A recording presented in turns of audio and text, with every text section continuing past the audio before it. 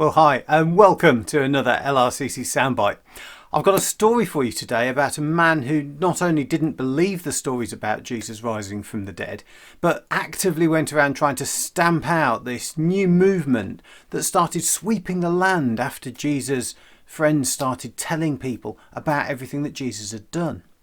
His name was Saul. He was a clever guy. He had read all the ancient Jewish texts. He was part of a group called the Pharisees who prided themselves on keeping the law. He was strongly committed to God. He kept every single one of those Jewish laws, and he wanted others to do the same because that's what God had told them to do thousands of years before. He didn't believe who Jesus was. He didn't believe who he said he was. He certainly didn't like the problems that he saw being caused by this new message that people were starting to believe in the land. So Saul went to some quite extreme lengths.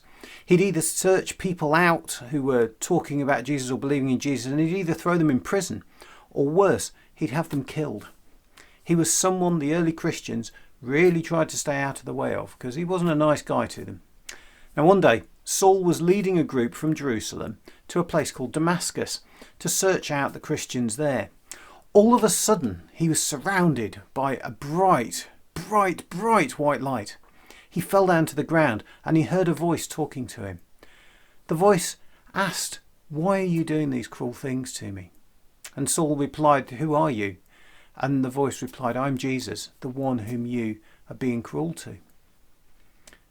When this short conversation finished, the light went and Saul was blind. He was helped into the city of Damascus and he spent time alone thinking and praying for about 3 days. And then one of Jesus' followers who lived there got a vision from Jesus to say, "Go and see Saul." He did. And while they were there, not only was Saul's sight restored so he could see again, but they also talked about Jesus and everything he had done. And that event changed Saul completely. From that point on, he was firmly committed to sharing the stories of Jesus far and wide.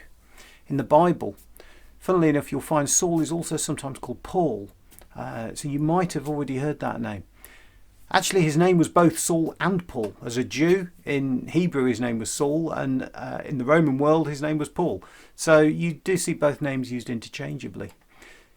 Paul, or Saul, however you think of him, became one of the most important people when it came to Christianity spreading around the world. He travelled far and wide, Syria, Cyprus, lots and lots of different areas in the country that's now Turkey, Macedonia, Greece, Italy, possibly even Spain. He planted at least 14 churches and he kept in touch with them. He wrote letters. Several of those letters are still in the Bible today for us to read. He was an amazing guy. In the end, he was changed by an amazing event, a moment on a road when he actually met Jesus.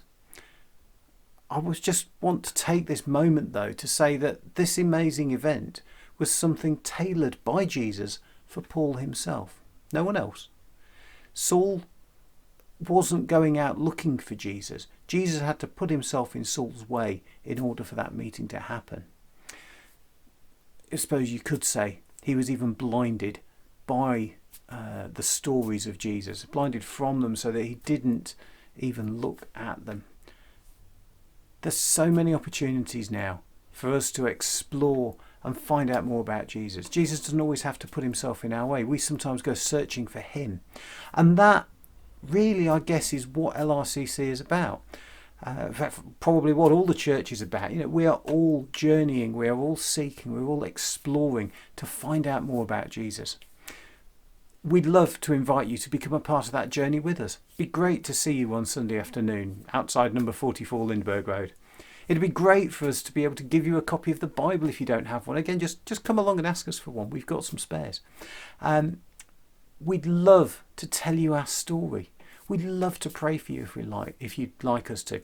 We'd love to help you explore as we continue to explore and journey with Jesus. God bless you this week. See you soon.